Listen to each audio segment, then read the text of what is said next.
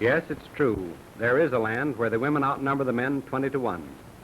These beauties are all unwed, just waiting for a man, any man. Their principal occupation is sewing, gossip sessions. So-and-so got her man, who'll be next? It's anybody's guess. Mail-order brides. Yes, these gals will correspond with prospective grooms, but don't count on your prospective bride coming to you. You'll have to go to her. Where? How? Clear down to the tiny island of Saba here in the Netherlands, West Indies. You can't go by plane because there's no landing strip on the island. You will go the hard way, by boat. In the evening, the women play cowboy records and sew.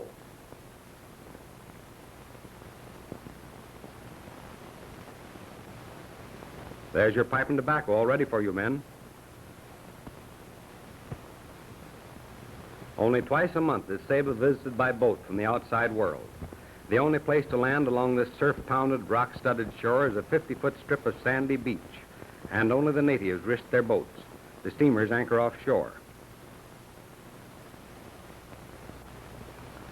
Ship ahoy. The lookout maintains a sharp watch seaward, and when a boat approaches, up go the flags. It's steamer day at Saba, and everybody goes down to the beach to greet the newcomers, if any.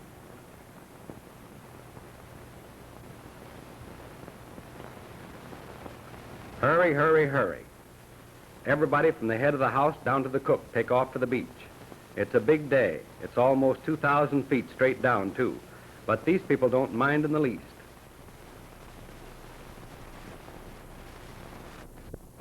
The ship's cargo is swung by crane and stowed in the native boats which take it ashore. It's not fun rowing back through these shark-infested waters. The native boats park along the sandy beach, ready to dash out through the surf to bring in supplies and passengers when there are passengers landing. No one stays home on steamer day. Even Mom and the kids go down to the beach. Somebody's moving away from the island. Most of those who leave never come back, and that's what makes these partings so sad.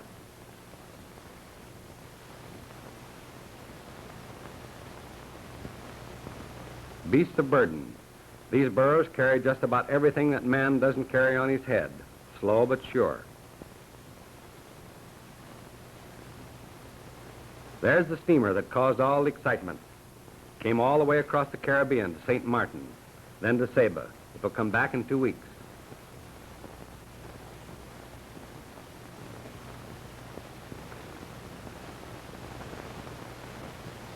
That winding trail you see down to the beach follows the path of the lava flow from the old crater. The natives think nothing of carrying 200 pounds on their heads. It develops strong backs.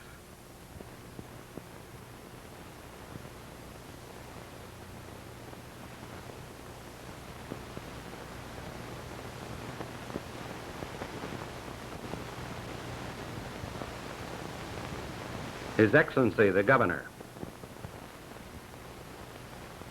Good morning, sir. His subjects bow respectfully. The village is seen from a hilltop. No matter what time of day you arrive on Saba, the full courtesies of the court will be extended to you. These people are kindly, church-going, God-fearing. Crime on the island is practically non-existent.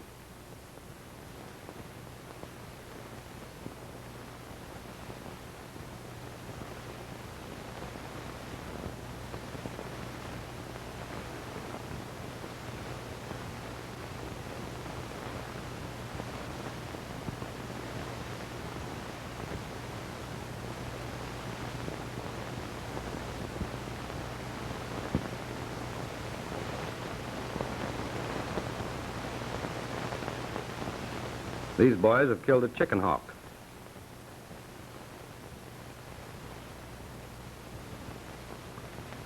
Good morning, sir. One feels somehow that he's known these people all his life. They're gracious, lovable, and real. Someone's had a birthday. It's the custom to send servants with flowers on these occasions. No one's overlooked. All birthdays are remembered.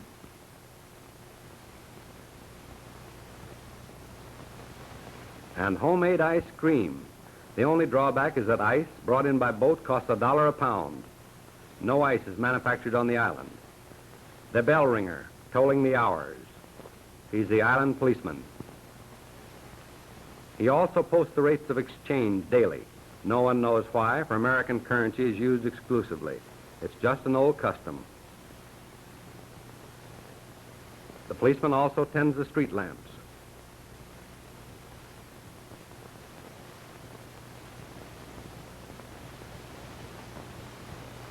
Surveying for a road on Saba. Where to? Where else would a road go on Saba but down to the beach?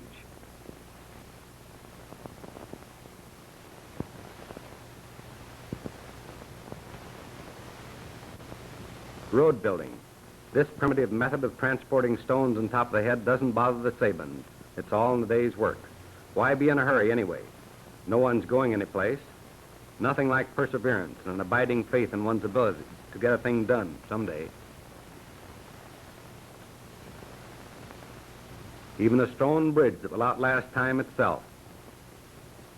Few men on Saba live peaceful, useful lives of their own choosing, and there's little unhappiness. It's God's own paradise, a land of unlimited freedom and an abundance of homegrown foods and women.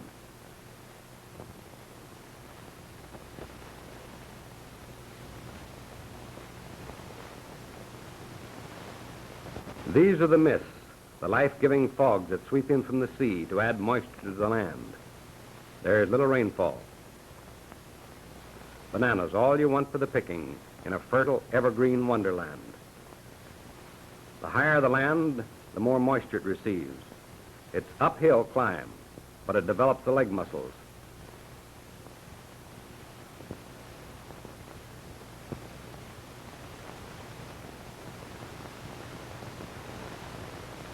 It's back-breaking toil cultivating potatoes, yet this man, a retired seaman, doesn't mind.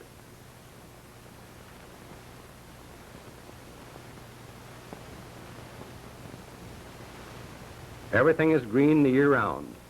Lush grass makes excellent stock feed. At the end of the day, enough is cut and carried down.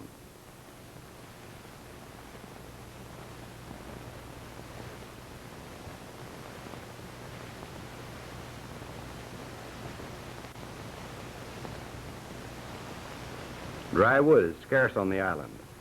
Green twigs and branches are cut and carried down to be peeled by hand and dried in the sun, just as this old gentleman is doing.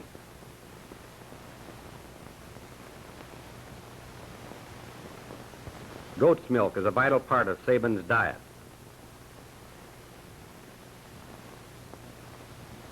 The three principal sources of bread are the cassava root, guinea corn, and regular field corn. These items are ground into meal from which bread is made. Sometimes it's baked in an oven, but usually over an open fire. And it's mighty tasteful, too, just like a southern mammy would make.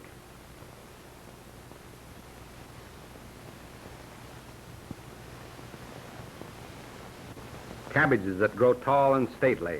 That's because the leaves are picked as fast as they grow. There's the school teacher on her way to work. There are but two horses on the island, hers and the one the doctor rides. Someone's ill, and so the doctor quickly saddles his horse. And off he goes. The fleet-footed boy carries the doctor's precious instrument kit. Over hill and dale, over hill mostly, the medico rides on his mission of mercy. Ah, a picnic party. There's a new man on the island, and the girls have arranged a picnic at the beach. Each girl is on her very best behavior. To qualify as a prospective husband, you must first have a good job. Vice presidents of banks are acceptable. Be attractive, able to dance well, have good character, be physically sound, and a very moderate drinker if you drink at all. The girls on Saba have hope chests, but no money. They sew, cut hair, dance, and cook. It's a long way down.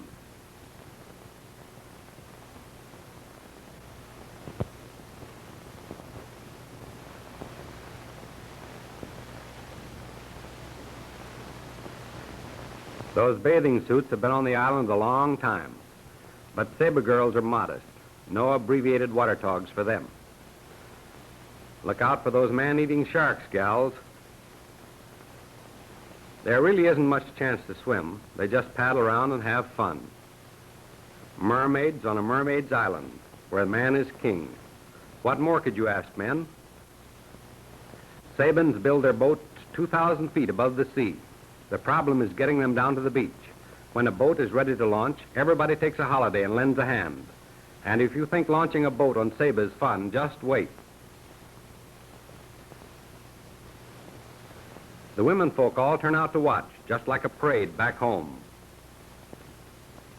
It's nice, easy going through the streets, but wait till they start down the mountain.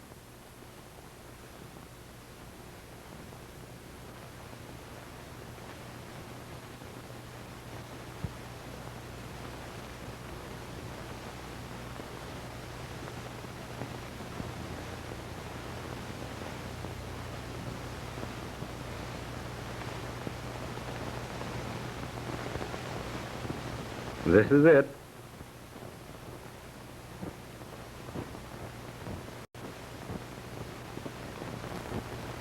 Now a stake is driven to anchor the boat.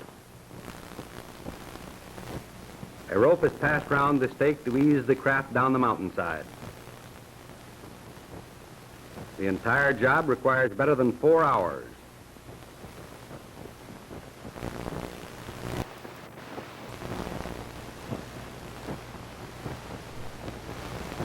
This is where anything could happen.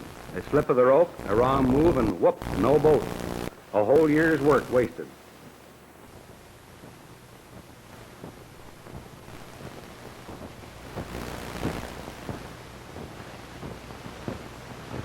But at last it's down, safe and sound on the beach, and the craft is launched on its maiden voyage. So, having greatly enjoyed our stay on Saba, we say goodbye and leave the tiny island to its attractive women.